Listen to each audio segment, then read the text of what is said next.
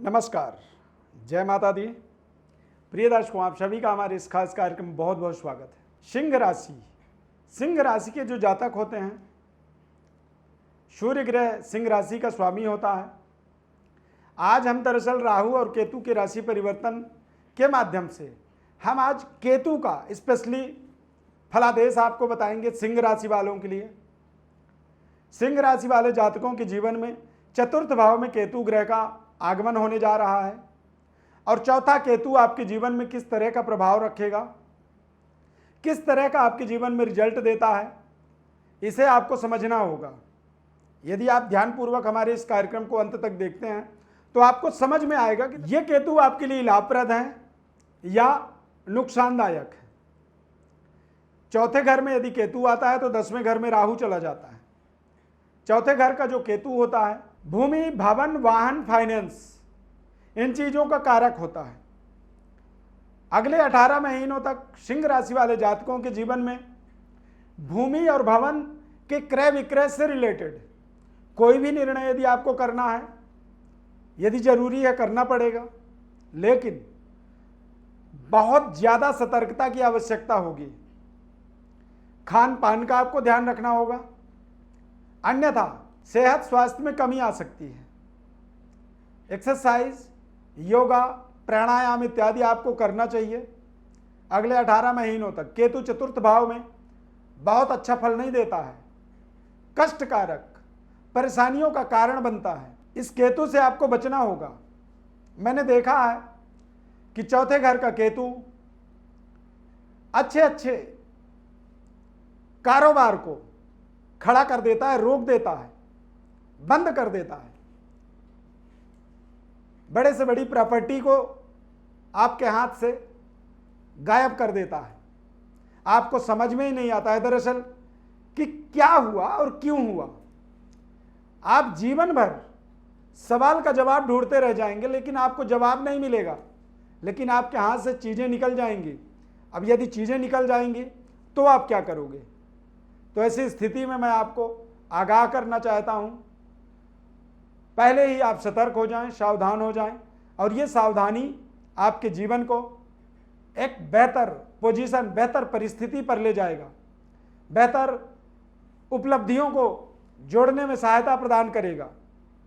भूमि भवन का क्रय विक्रय का परहेज करना होगा। बेहद सावधानी पूर्वक आपको वाहन चलाना होगा। बैंक बैलेंस को आपको मेंटेन करना होगा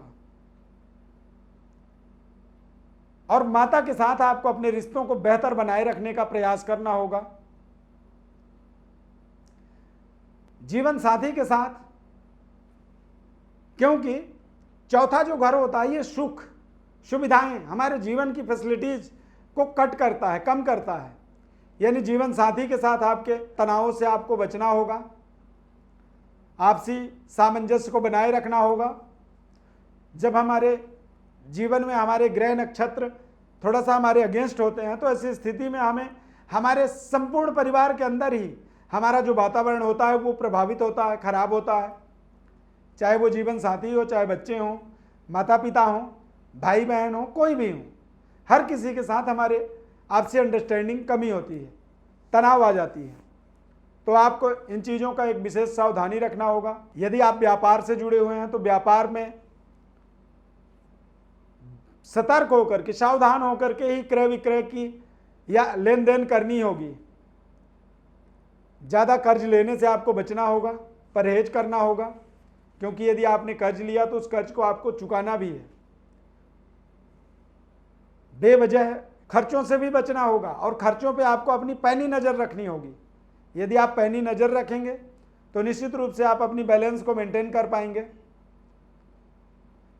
सिंह राशि के स्वामी सूर्य ग्रह होते हैं और सिंह राशि के जो जातक होते हैं वो कई बार यदि किसी को कोई उनकी प्रशंसा करता है तो वो अपने खजाने का मुंह खोल देते हैं।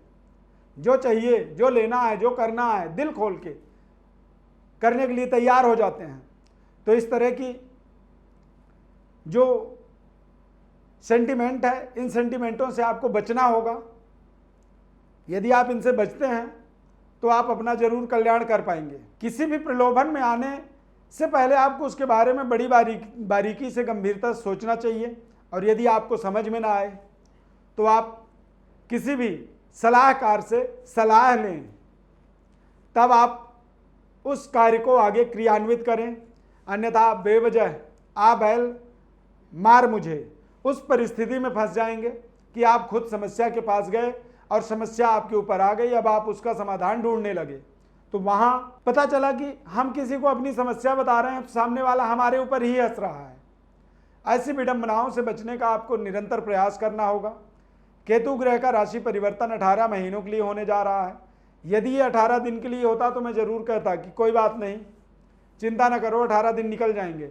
लेकिन 18 महीने 1.5 साल तक आप एक स्थिति में ब्लॉक हो जाएंगे, फंस जाएंगे।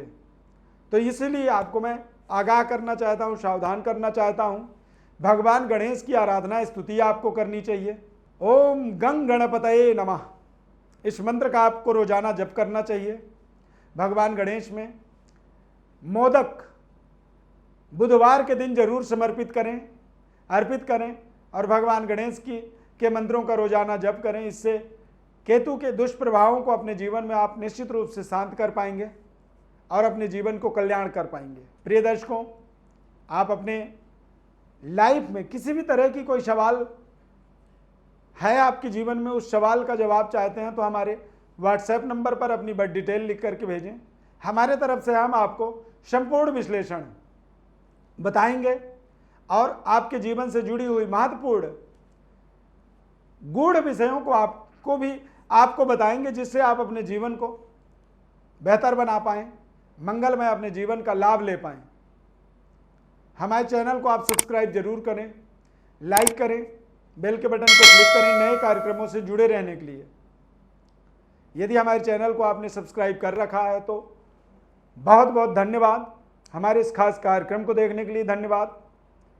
माता रानी आपका कल्याण करें, ऐसी शुभकामना। जय माता दी।